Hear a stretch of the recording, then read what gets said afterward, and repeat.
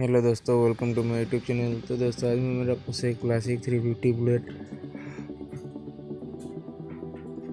इसमें दिक्कत क्या हुआ है गाड़ी वाइट स्मोक दे रहा है और इंजन का जो टेपिट का साउंड है उसका भी साउंड दे रहा है। टेपिट का साउंड निकल गया है तो गाड़ी को मेरे पास लेके आया है। जैसे तो आप लोग गाड़ी को थोड़ा मॉडिफाई किया तो चलिए इसका साउंड सुनाना था पहले आप लोग को।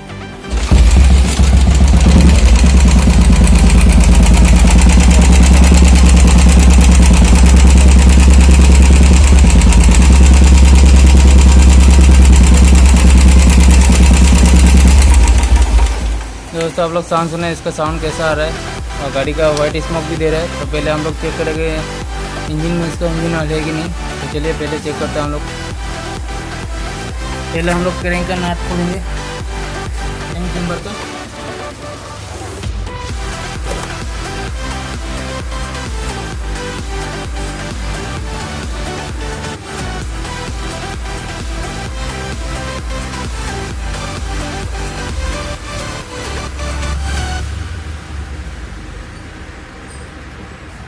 तो अभी हम लोग खोलेंगे मेन चेम्बर का नट।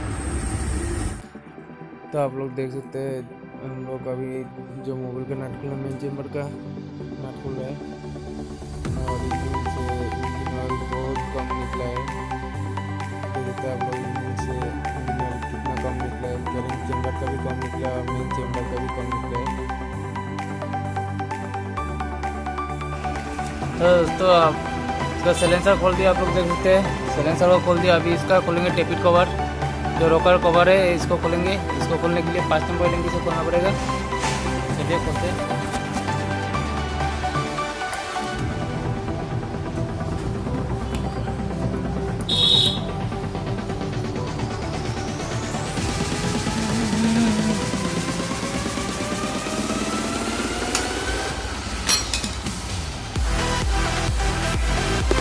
टेपिट कवर का नट खोल दिया हमने।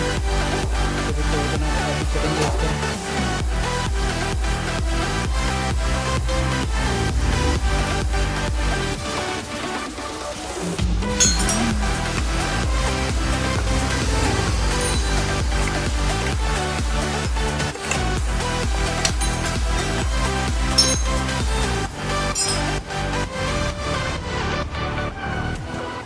इसका टेपिट कवर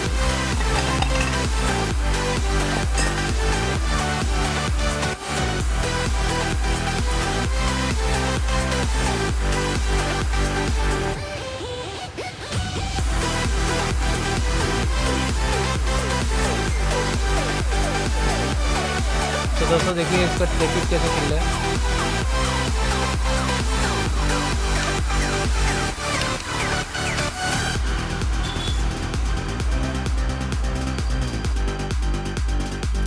तो आप लोग देख सकते हैं जो पुश रोड है अंदर घुस रहा है। ये भी प्ले है, इसका भी प्ले। तो दोनों का हम लोग हाइड्रोलिक टेपिट चेंज करेंगे। देख सकते हैं आप लोग दोनों का प्ले अंदर घुस रहा है। ये मोबिल कम का वजह से हाइड्रोलिक टेपिट खराब होता है इसी इंजन में। तो चलिए खोलते हैं। तो गाइस पहले हम लोग इसका भी रॉकर खोलेंगे, हेड ब्लॉक को निकालेंगे। उसके बाद हाइड्रोलिक टेपिट। तो पहले हम लोग रॉकर को खोलने के लिए 5 नंबर लिंक से रॉकर खोलना पड़ेगा। चलिए वीडियो में बने रहिए।